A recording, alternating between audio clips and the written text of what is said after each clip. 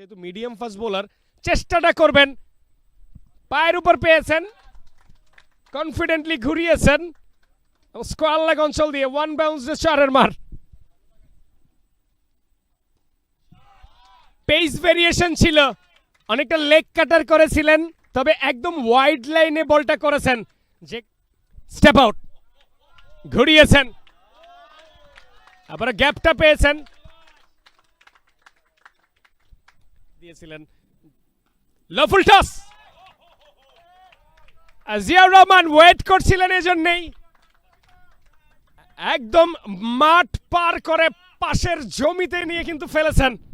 Lawful toss ball, round the উইকেটে বল করছেন অরণ্য, high bat লিফটে রেডি ছিলেন যে ব্যাট সুইং করার জন্য।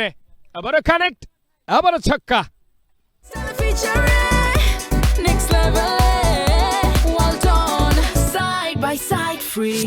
বোলারদেরকে আবার ফুল টস, আবার ঘুরিয়েছেন, এবার স্কোয়ার লেগ অঞ্চলে, আবার শটের মার,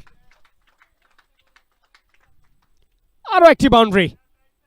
প্রচুর রান কিন্তু এসেছে এই ওভারে, এবং এই ওভারেই কিন্তু মোমেন্টামটা চেঞ্জ হচ্ছে। বলছিলাম যে ওয়ানডে ক্রিকেট প্রচুর পরিমাণ ট্রান্সফার হয় কিন্তু মোমেন্টাম, এবং এই মুহূর্তে মোমেন্টামটা কিন্তু বসুন্ধরা স্ট্রাইকার্সের দখলের দিকে যাচ্ছে, কারণ 44তম ওভার খেলা চলছে, দলীয় স্কোর 232 অলরেডি।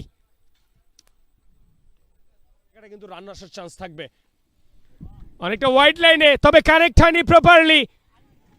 প্রশংসা করছিলাম জিয়াউর রহমানের, একদম ব্যাটের টোতে কানেক্টটা হয়েছে, যে কারণে ক্লিয়ার করতে পারেননি সুইপার কাভার এবং সহজ ক্যাচ। আসলে যাকে দিয়ে একদমই আশা করা হয়নি সেই রুবেল মিয়া উইকেটটা কিন্তু বের করেছেন। আসলে অনেকটা স্লো বোলিং করেন, একদম আমরা ধরতেই পারি যে স্লো মিডিয়াম একজন বোলার, তার কোনো আসলে এক্সট্রা কোনো কিছুর চেষ্টা থাকে না, যে কারণে দেখে শুনে ওয়াইড লাইনে কিন্তু বলটা করেছিলেন। আর সেই জায়গাটায় ট্রিগার মোমেন্টে দাঁড়িয়ে থেকে যেই স্ট্যান্স পজিশনে ছিলেন, সেখান থেকেই ব্যাটটা সুইং করেছিলেন জিয়াউর রহমান, যে কারণে পৌঁছাতে পারেননি বলের নিচে এবং ব্যাটের টোতে কানেক্টটা হয়েছে।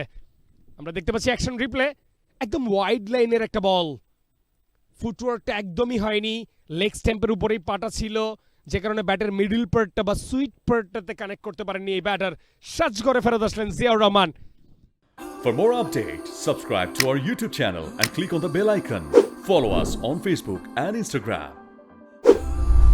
Download T-Sports app to enjoy exciting games and highlights. Visit tsports.com.